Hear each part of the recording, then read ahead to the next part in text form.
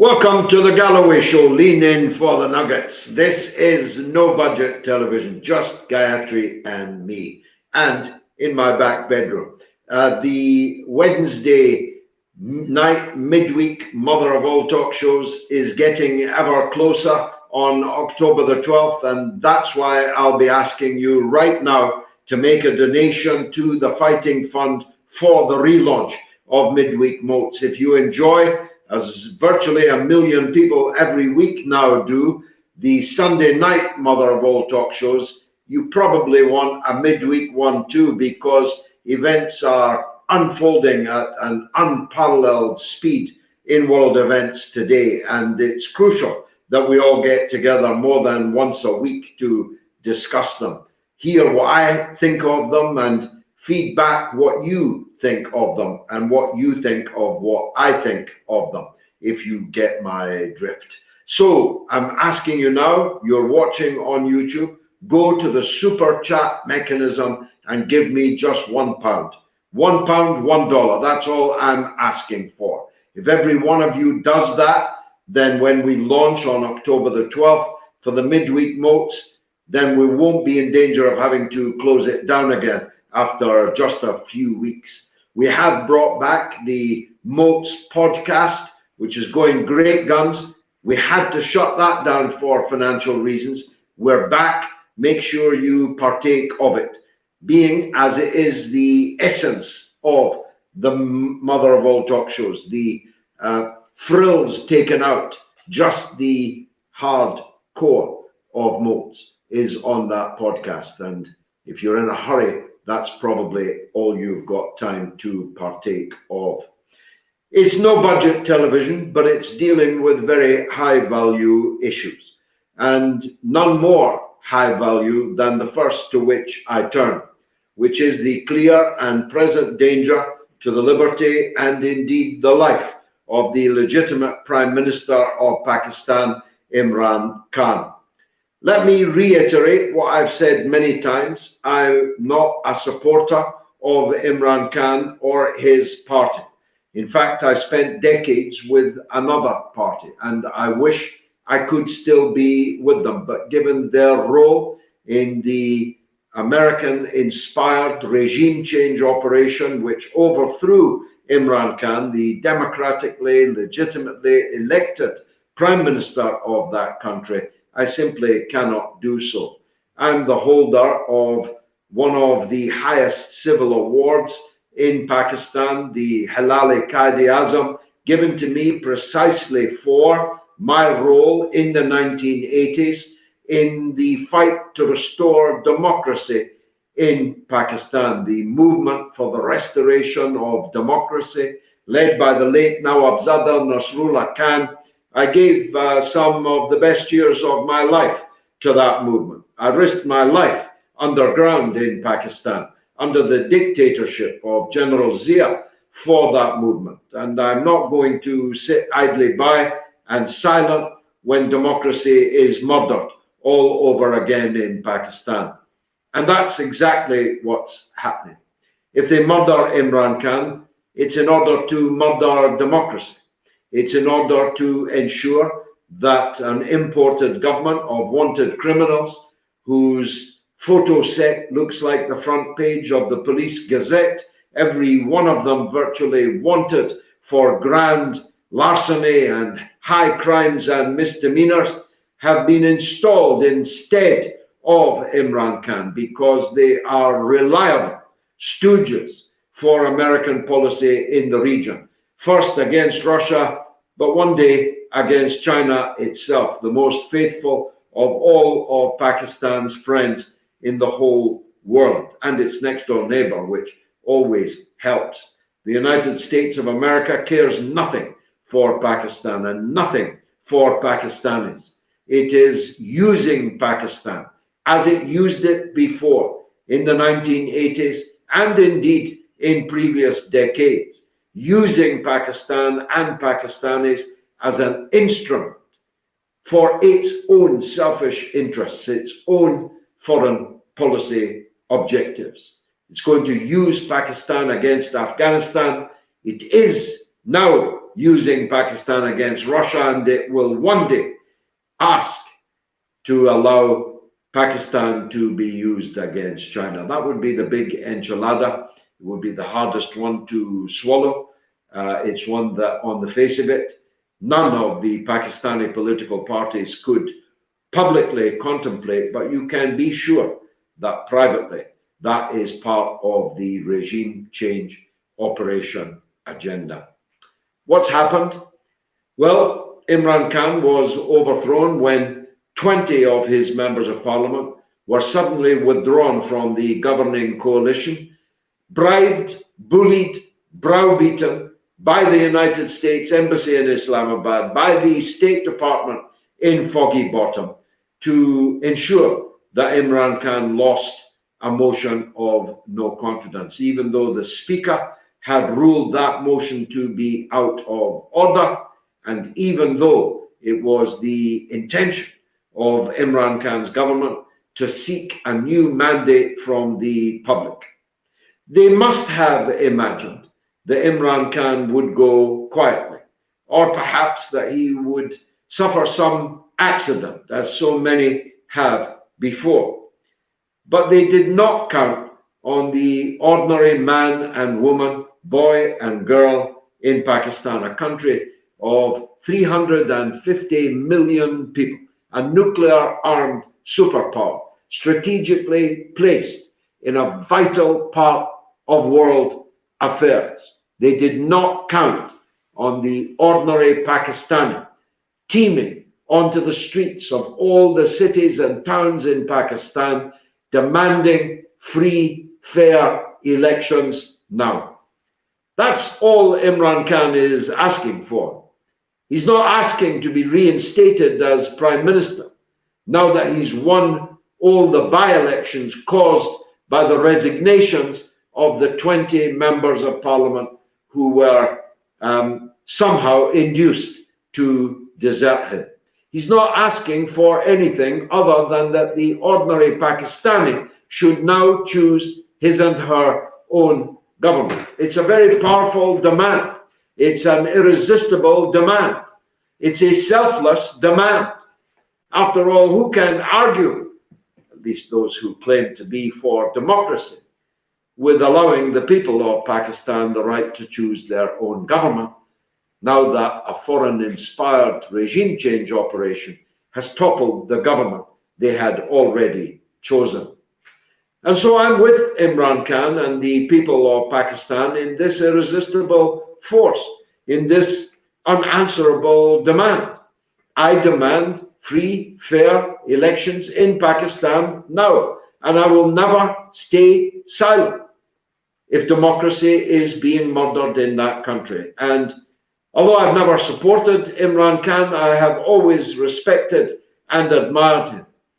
And I think that the courage that he has shown from the day he went to Moscow to make a gas deal in the interests of the people of Pakistan, a petrol deal in the interests of the people of Pakistan, a deal for fertilizer and food in the interests of the people of Pakistan. The special military operation in Ukraine began. And the United States will never forgive Imran Khan for that, even though all he was doing was looking after the interests of his own people, which you would have thought was axiomatically the number one priority for any democratically elected political leader anywhere in the world. Would that Britain, the United States, Germany, and France had a government whose only interest was the interests of their own people, something, again, to which I shall turn later. Imran Khan is facing arrest under very substantial and serious but bogus charges, and his right-hand man, Dr. Shahbaz Gill, a professor at the University of Illinois, an American resident professor in a top American university, is now behind bars being tortured by the goons of the imported government of wanted criminals in Pakistan. Television stations like ARY, the most popular television station in all of Pakistan, have literally been closed down. Journalists are being arrested and tortured. They're being chased. They're being beaten in the streets and in the airports. Some are now being killed, found dead in alleyways, without a whisper from the Western governments that prattle endlessly about their love of freedom and democracy. Tell that to Julian Assange in the bowels of Belmarsh jail. Don't make me laugh, you hypocrites. You care nothing about free speech in Pakistan. You care nothing about the democratic rights of the people of Pakistan, but you will lose. Be sure about that. There will be elections in Pakistan. The movement for the restoration of democracy 2022 in Pakistan will prove irresistible. It is a force that cannot be defeated, for it is a force that has mobilized tens, scores of millions of Pakistanis. When the rest couldn't muster a city square full of people, Imran Khan turns out millions of citizens in every town and city, even when he's not there and is only appearing on a screen. It's a red line. Imran Khan is their red line. If he is arrested, if any harm befalls him, then Pakistan will become uncontrollable. And that's where you come in. You may, I hope not, but you may care nothing about Pakistan or Pakistanis. I happen to do so, but you may not. But you should care if a country of 350 million people armed with nuclear weapons moves out of control in a geostrategic position of such sensitivity, bordering Iran, bordering Afghanistan, bordering China. If you don't see the danger to you, to the peace and stability of the world, such as it currently is, in Pakistan becoming an out of control failed state, then God help me, I can do nothing more for you. So you need to do as I did today, communicate to the British government that they have to make it clear to the stooges they helped put in place that if a hair on the head of Imran Khan is harmed, if Shahbaz Gill is not released from the torture tables in the dungeons of the new Pakistani dictatorship, if the freedom of the press, journalism, broadcasting is not respected, then no one can tell what the consequences of all of this will be. I talked about the stability and peace of the world such as it is. And it's not much. The American fleet continues to steam towards the Taiwan Straits and the territory of the People's Republic of China. The NATO subventions to Ukraine, having reached a hiatus over the summer, have begun again. Tomorrow morning, the United States of America, which cannot afford to write off the unpayable student debt of millions of its young people, is about to give another $3 billion of US taxpayers' money to the Zelensky gangster regime in Kiev.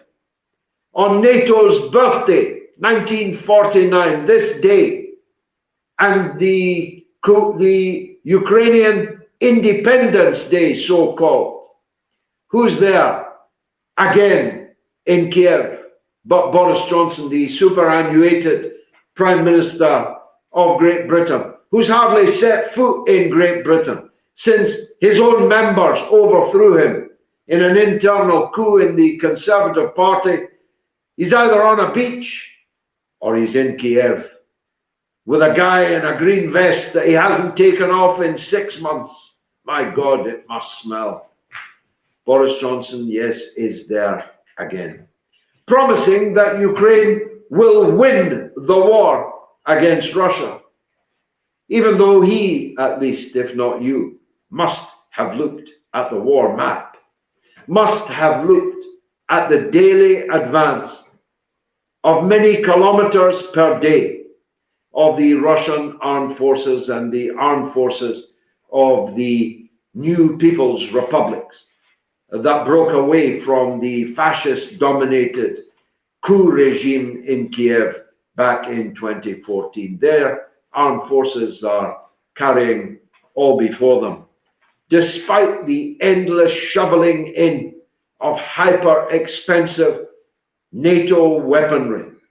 Zelensky and Kiev not only cannot win the war, they have already lost the war.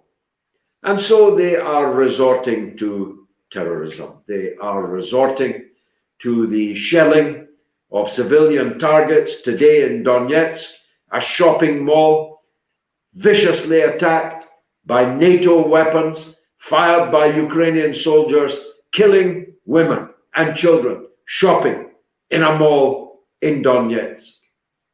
And of course, now infamously, murdering Daria Dugin, who is the daughter of somebody they told you 1,000 times was Putin's brain, was Putin's right-hand man, only for me to reveal on Sunday that her father, Alexander Dugin, has never, ever met Vladimir Putin, has never spoken to Vladimir Putin. I, who've met him twice, have met Vladimir Putin far more often than Alexander Dugin. It was a lie. The lie machine never stops. It never stops pumping out endless mendacity that too many of our people have swallowed. Of course, the state made it difficult for you to hear other voices. I'm one of the last men standing, and only in a corner of social media that is giving you the other side of the story. ASB Military on Telegram is the place to follow to get the real news about the war in Ukraine. But other than the gray zone in America, Jimmy Dore, me, and one or two others, Jackson Hinkle, and one or two others, you're not going to find the truth anywhere on the mainstream media or increasingly in the alternative social media sphere. We've been shadow banned, we've been boycotted, we've been deplatformed, we've been demonetized, we've been shunned. Not because they hate us personally, they could make a bob or two out of us, they would, but because they've been told by the state they're in that no scintilla of the other side of the story that can possibly be suppressed should be allowed to be watched or heard. And that's why the great majority of people in the country don't know that Russia has already won the war in Ukraine. That needs to be the case, or otherwise the taxpayer might ask why he's being expected to shovel billions of dollars more of aid, good money after bad, into a war that has already been lost. That has to be true. Otherwise, people will ask, why is Boris Johnson in Kiev and not in Sunderland or in Rotherham or in Dover, where thousands of illegal migrants are arriving on rubber dinghies every single day now of the summer when the water is calmer. Thousands a day. Yesterday, 1,652. A fisherman joked today that he was out on his small fishing boat in the English Channel, The Royal National Lifeboat Institute picked him up, and he's now sitting in a 3-star hotel in Blackpool waiting on his pizza being delivered, because at £80 a night per head, perhaps forever, these thousands, overwhelmingly young men of fighting age who are arriving on our beaches are going straight to the hotels at your expense, and great profit for the hotelier, guaranteed £80 per head per night forever for every refugee that ends up there. I use the term refugee because that's what people like to hear. But of course, they're not refugees, overwhelmingly. 60% of the people arriving on the beaches in the south coast of England are coming from Albania, where there's no war, and where, if there is political repression, whose fault is that? Because we own Albania, just as we own the Albanian entity inside Serbia called Kosovo. So there's no war and there's no repression. And they came from France. So under no circumstances, by no criteria, can someone arriving in a rubber dinghy from France of Albanian citizenship be called a refugee? The second biggest category are coming from Iraqi Kurdistan. There hasn't been war in Iraqi Kurdistan for 32 years. And we own Iraqi Kurdistan. It is a NATO protectorate, just like Kosovo. So, ipso facto, there can be no repression there either. No war, no repression, no refugees. But the second biggest group of people arriving on those dinghies are from Iraqi Kurdistan. Why isn't Boris Johnson in Dover? Why is he wearing a flak jacket in Kiev and not a high-vis yellow jacket on the English Channel telling the Royal Navy what they have to do to stop this invasion of Britain? Why? Because it's not a conservative government we have at all in Britain. We have no government in Britain. We have no government defending our borders, and we have no government ensuring law and order on our streets. Are you watching the videos I'm watching? I've lost count of the number of people who've been stabbed or shot on Britain's streets just this summer. In Leeds, I just watched. In Hare Hills. 2 gangs of men with 4-foot machetes in broad daylight, stabbing each other, fighting each other like a medieval scene, with no police anywhere to be seen. In Leeds, the northern powerhouse. Why isn't Boris Johnson in Leeds? Why isn't he there in Leeds in a police jacket, finding out how this can happen in broad daylight in a great English city? What kind of conservative party is it that can't defend our borders, doesn't care to defend our borders, and doesn't give a toss about rampant, violent crime, murder, and rape in our cities? What kind of conservatism is that? The truth is, Boris Johnson, the popinjay, was only ever interested in the panoply of power, not in the exercise of power to do good for our own people. He was only interested in Brexit to become the leader of the Conservative Party, because he's done nothing with Brexit. What have we achieved since we left the European Union? We've got the dirtiest beaches in Europe, the dirtiest rivers in Europe, the dirtiest sea in Europe. We're now pumping raw shit legally into our rivers and our coastline. We've got the most expensive gas prices in Europe, the most expensive electricity prices in Europe. We've got the most expensive diesel, the most expensive petrol in Europe. What have we gained from this Brexit that Boris Johnson got done? Nothing, because he has not been prepared to use that Brexit to strike a bold, new and independent course for our country that could have made us the center of the world, neither east nor west, but global, a global country with friends everywhere, enemies by choice nowhere in the world. That's what I would have done if I'd been the Prime Minister that was lucky enough to inherit the Brexit crown. I'd have made a new Britain.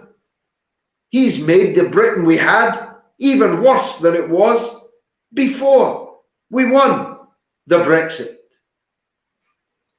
And don't talk to me about Mutt and Jeff that are coming along in a minute.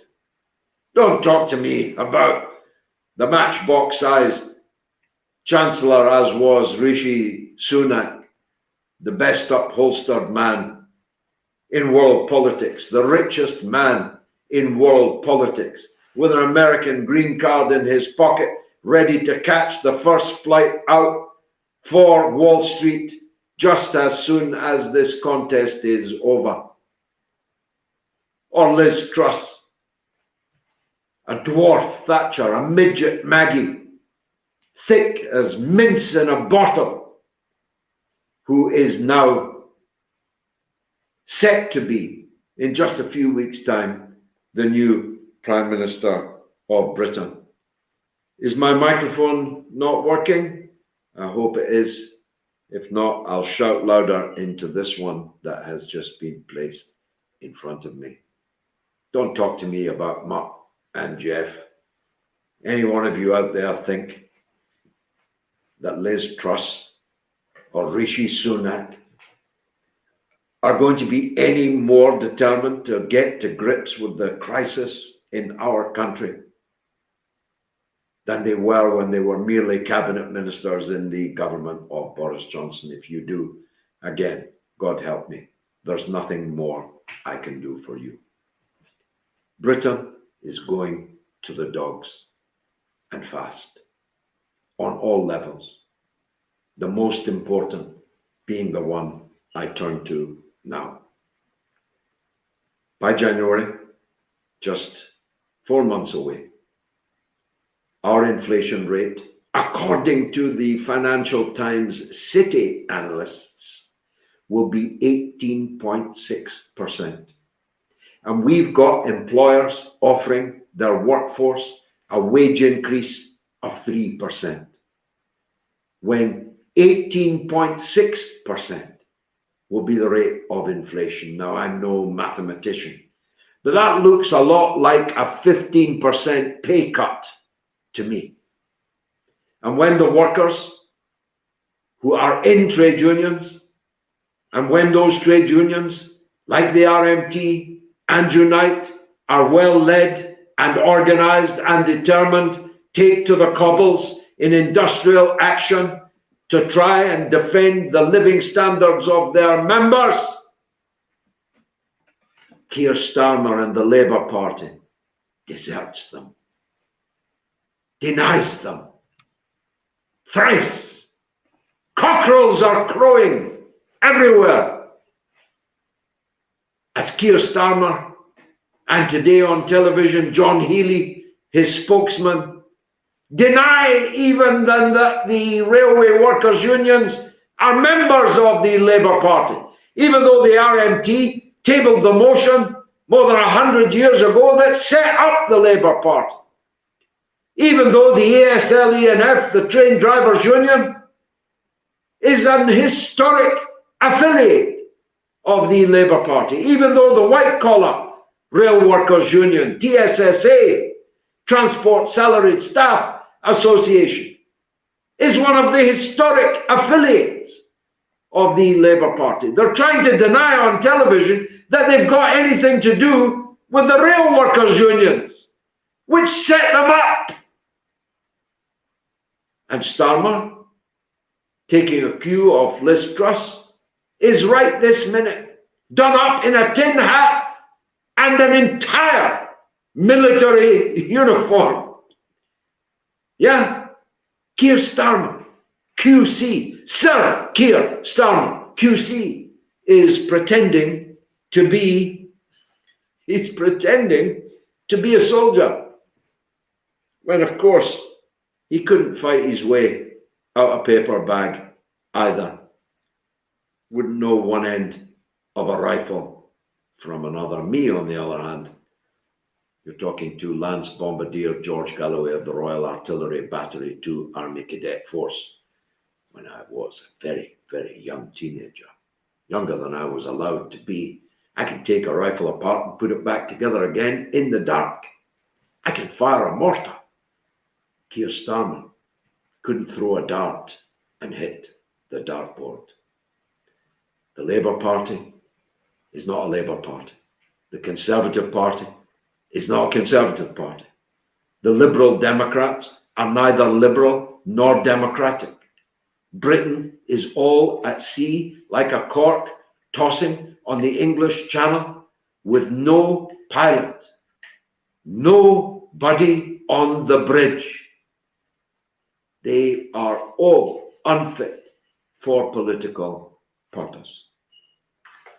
Me and my friends in the Workers' Party of Britain, we're on the picket lines. I'm speaking at a fringe meeting in Brighton at the TUC. We may have the details of that. There it is, TUC fringe meeting, the TUC and Keir Starmer's Labour Party on the 12th of September. If you're in the Brighton area, especially if you're a delegate or visitor to the Congress, please come along to that fringe meeting. Me and my friends, we're with the workers, always. We do what it says on the tin. We're not left, we're not right. We're with the workers. We stand for the interests of the workers. I support the TUC's £15 minimum wage demand. All kinds of people are clutching their pearls today that wouldn't plunge into a darkened lounge bar for £15. We're asking that every worker in Britain be paid a minimum of £15 an hour in an economy that is slipping out of control, and the workers are not going to be forced to pay the price for it.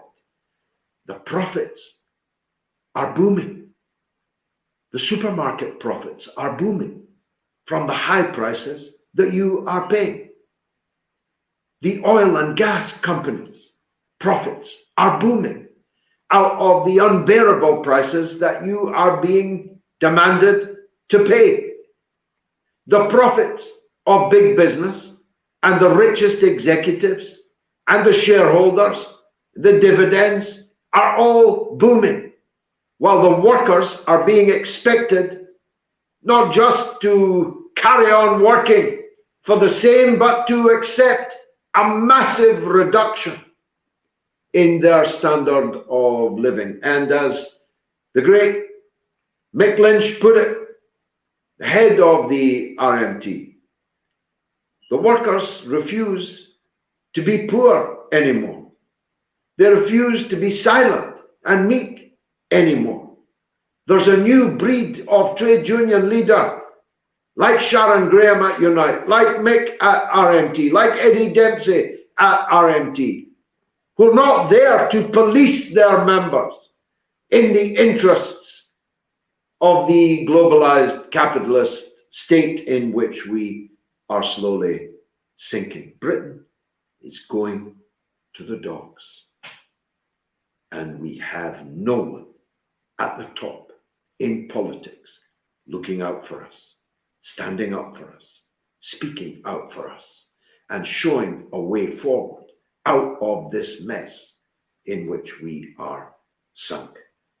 I've gone on a little longer than I intended.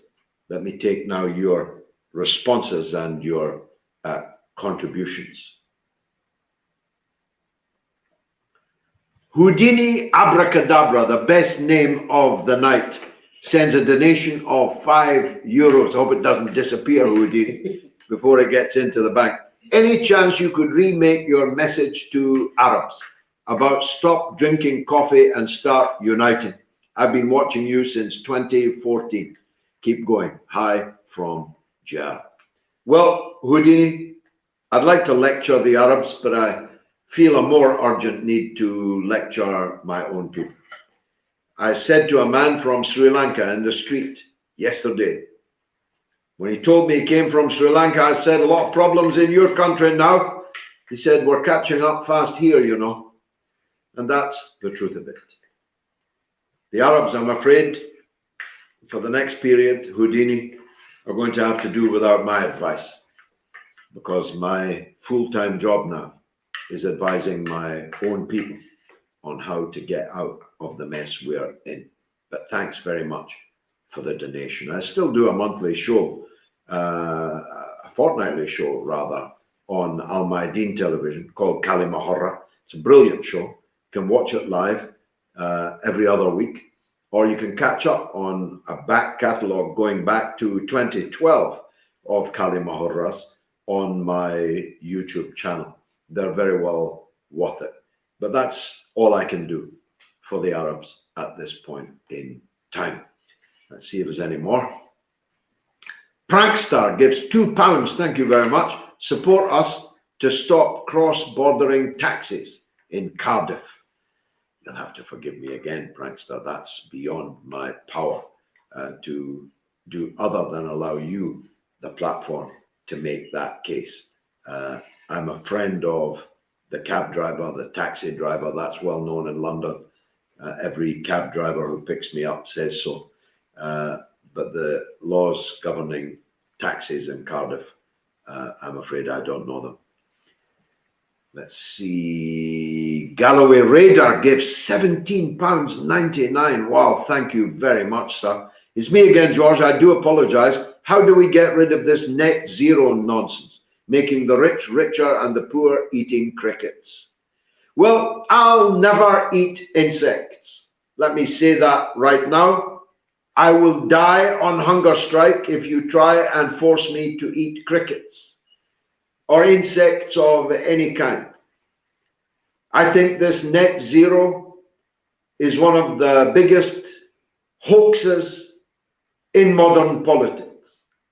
It's the blind leading the blind. It's a 14-year-old schoolgirl leading grown men and women up the garden path, which they imagine can somehow feed us of the petals and the leaves in the garden. That's not how a world of 7 billion people and rising can possibly exist. I'm against going back to the Middle Ages. I'm against going back to the Stone Age. I'm in favor of doing everything that we can to make the world a cleaner and healthier place.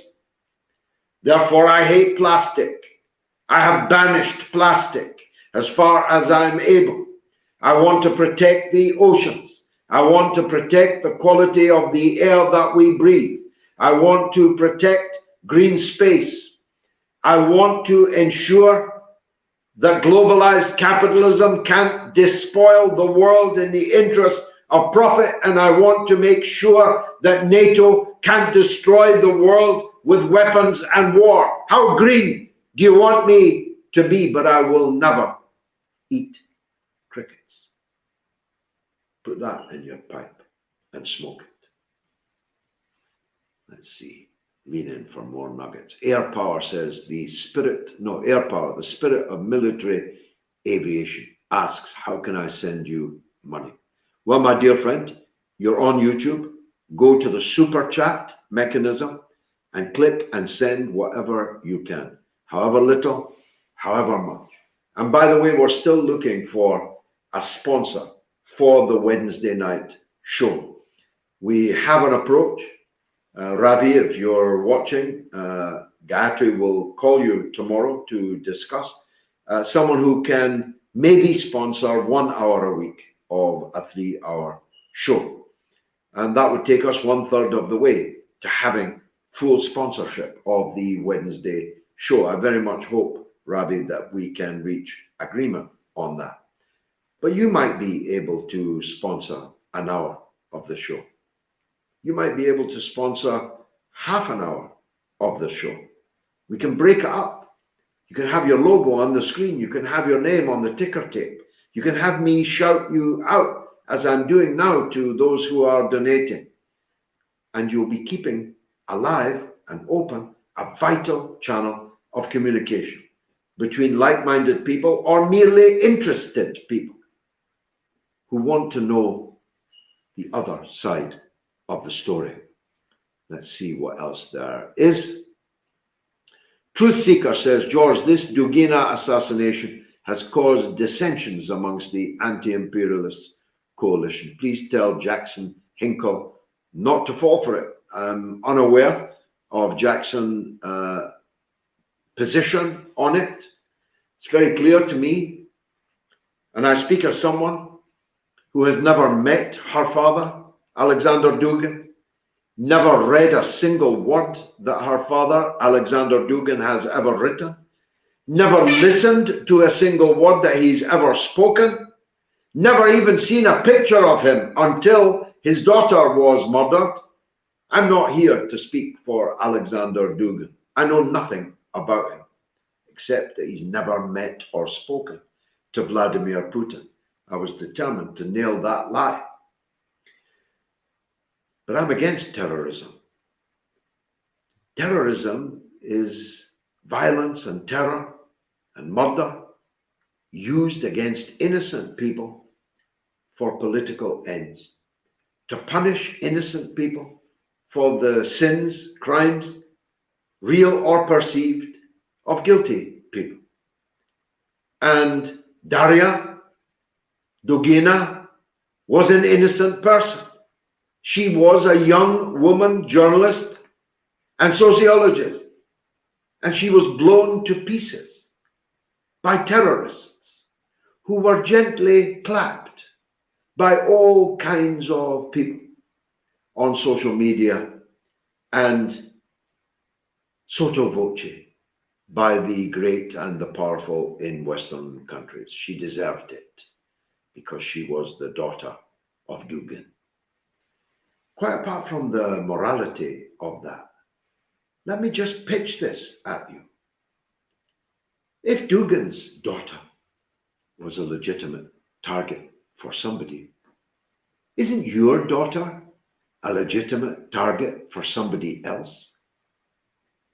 Are we all to kill each other's sons and daughters because we don't like each other?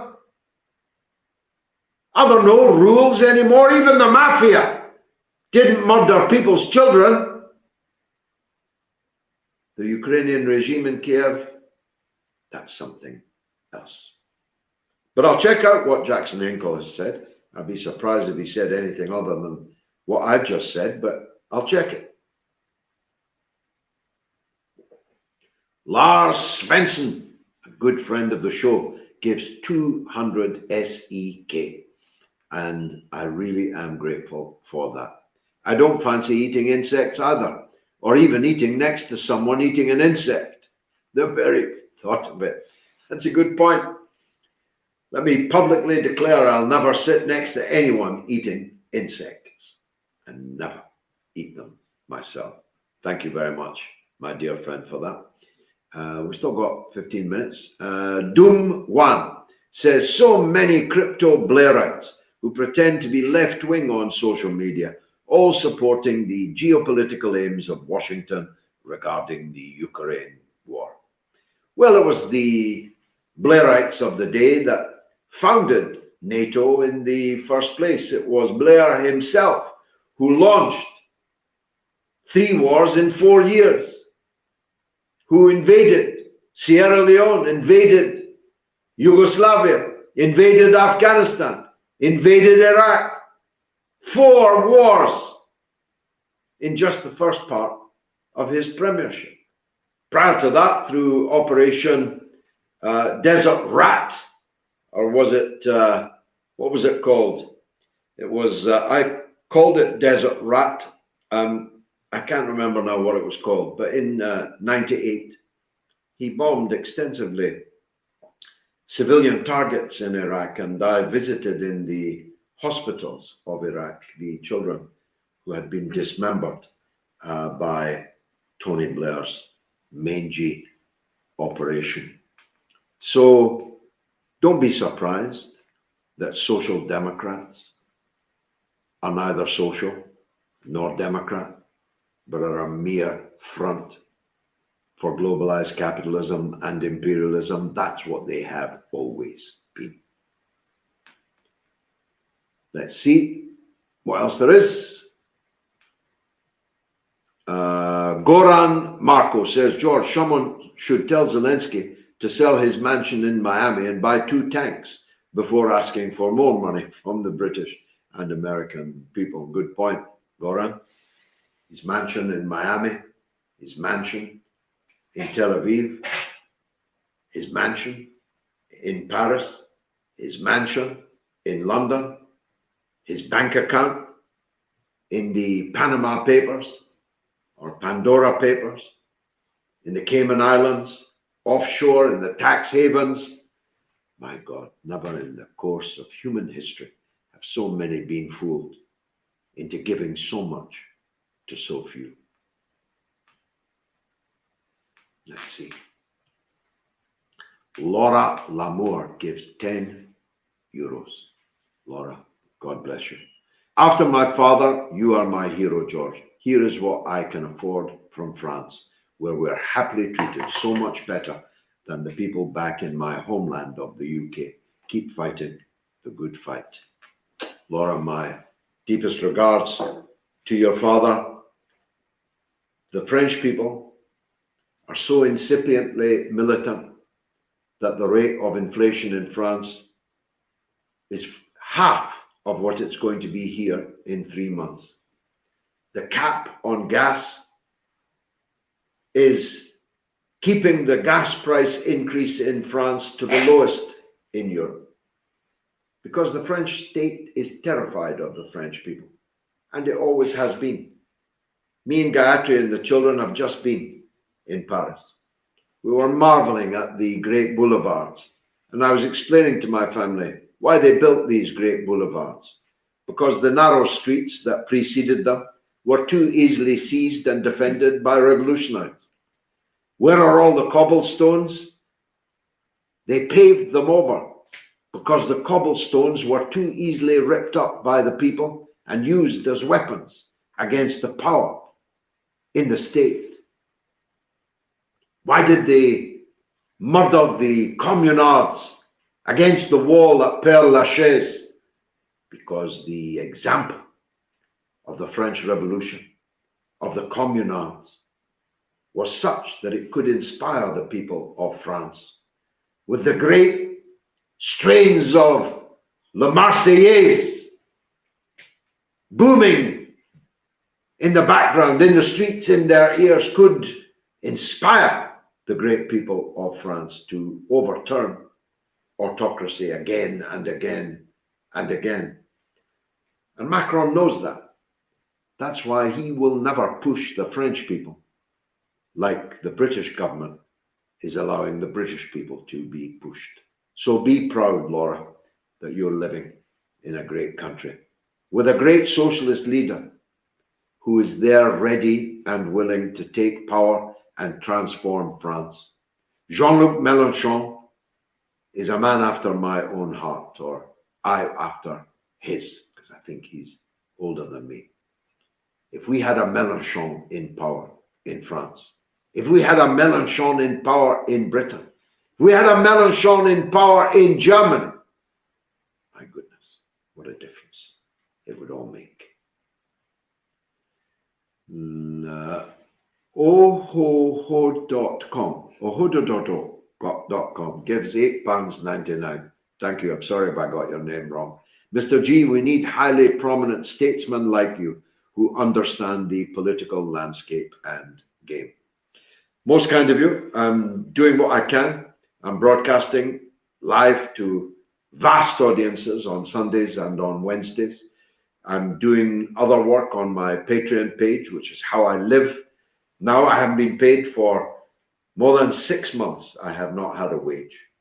I'm living on those that are supporting me from Patreon and from my pension. My old age pension, don't tell the wife, she thinks I'm 45, and my parliamentary pension. I have no other income. I'm doing everything that I can. I'm shouting myself hoarse. I'm on Twitter every day, all day, trying to send the right message to the mass of the people. Although, according to my lawyers, only 10% of my tweets are getting through, or through to only 10% of the 441,000 people that follow me there.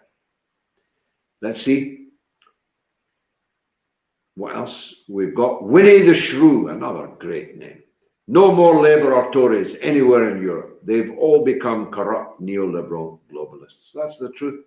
Can't get away from it. There's no point in harboring illusions. I hate Labour more than I hate the Tories. Why?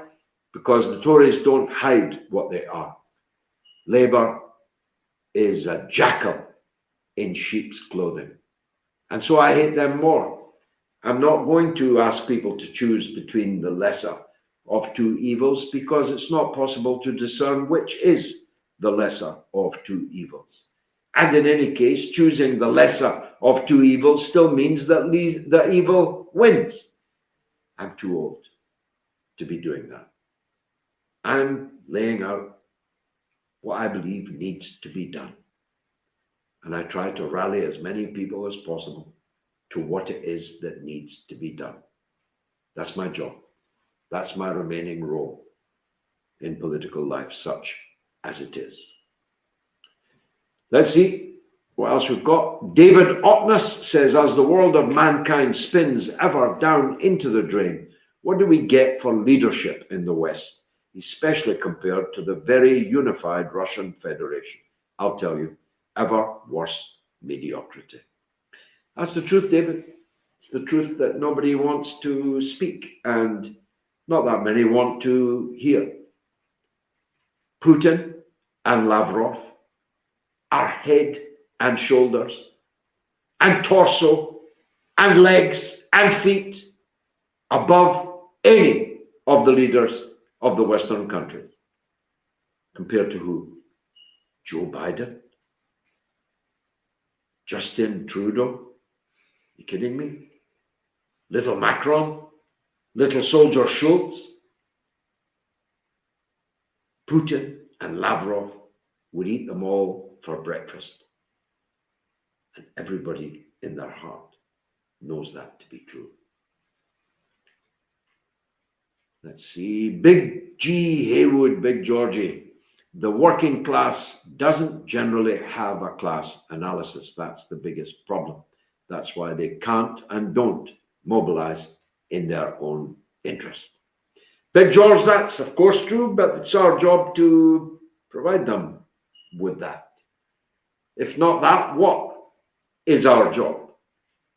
Our job is to generalize from the particular, to win this group of workers, not just to stand up and defend its own interests, but to see where it sits on a spectrum of who creates the wealth of the world and who owns the wealth of the world. To tell the workers that there's no point in dreaming of being a millionaire. Do the lottery. You might be lucky, but the overwhelming chance is you won't be. You'll always be a worker, and therefore your interests lie with the rest of the workers. And that together we are strong. One finger is weak. One fist is strong. It's not rocket science, as you very well know, with a name like yours. R. White sends $100 US, the most handsome donation of the night, and doesn't even want me to read anything out. R. White, Mr. Ms. Comrade White, I can't thank you enough for that extraordinary donation. But don't feel that you have to give 100. You can give 1. There's not many people watching this that can't afford to send me $1, £1, €1 right this minute. Ask yourself, honestly, can you afford 1? Am I not worth $1? All this work, am I not worth $1, especially when none of it is going to me? Please give now on the super chat, or go to our website, which is moats.tv, and go to the donate button there and give. And if possible, recur. Give a dollar now and press the recur button and give me $1 every week or every month. That's all I'm asking for. I missed one there. Or you can, of course, help me feed my own children at patreon.com/George Galloway. There's a lot of material on there that either comes first on there before general release or comes out only on there, like my football podcast with my wingman, Simon Scott, Georgia's best football podcast. If you're interested in football, you'll be interested in my podcast. Next week, we've got one of the country's top football agents and a former football star, Barry Silkman, as a guest. And there's lots more, little mini documentaries and so on. So please, if you want to help feed my children, then go to patreon.com/George Galloway. Running out of time, have I got any more? Rouleau gives £5. Save the poor, George. Speak out like you have been. Thank you. We need your voice. Thank you, Rouleau. Even if you don't feed my children, I'll still keep speaking. Don't worry about that. But it would be nice. Put a potato on that plate. Michael Jenka sends $10. Thank you so much. Truth bloomed currency. Own that fact. Thank you. I don't know what it means, Michael, but I'm going to think about it. Thank you. Mr. Lover gives £5. Thank you. Thanks, Gigi. I'm going to be possibly homeless in 4 days, but I hope this small donation will help bring the truth to the world. Wow. I very much hope that doesn't come to pass, Mr. Lover. Very much hope that indeed. Thank you kindly for that. Robert P sends £5. Nothing wrong with insects, GC. We all have to change our habits now and stop wiping out our ecosystems. The longer we wait, the more horrid future for our kids. I'll never eat insects, but thanks for the donation. Ahmad Al-Katan sends $20. Thank you, brother Ahmad. I very much am grateful to you for that handsome donation. Please keep giving. Long after the show, you can still give. That Preston journalist sends £2. Great show, George. Thank you. And I hope your podcast is going well. I've been interviewed by that young man. He's a very, very smart young boy and going places, if I'm any judge. Let's see. Stop Flinging Spanners gives £5. Hope I've got that name right. My eyesight's not as good as it was. Elena Stone sends 20 English pounds. Elena, thank you. God bless you for that. Please keep giving on the super chat or on the website moats.tv and go to the donate button. Well, we're coming towards the end. There might be time for one or maybe two. Gabriel A says, facts. As soon as Rishi loses, he will resign and end up as Goldman Sachs advisor, or even better, definitely better. He'll move his family to California and end up involved in Indian politics. Not a bad shout, that. Gabriel, you might very well be right. Liz Truss, on the other hand, if she were to lose, I'm not sure what job she could pick up anywhere. Mousy Brown says, I can't think of any qualified and acceptable candidate for US president. I'm hoping for invasion from space. Well, I'm going to say something controversial with just 30 seconds to go. I have come to the view that the best possible president for the United States, the best possible president for the United States in 2024 is Tulsi Gabbard. I think she's got the looks. I think she's got the style. I think she's got the eloquence. And most of her politics, but by no means all, are as good as you're going to get from anyone with a chance of winning the presidency of the United States. So there's quite a few hedges and qualifications in there, but I have come to the view that Tulsi Gabbard for president is our best bet. It's been marvelous for me. I hope it was for you. And if it was, please join me on Sunday at 7 p.m. UK time for the mother of all talk shows, and bring along another viewer with you. Why don't you? Good night.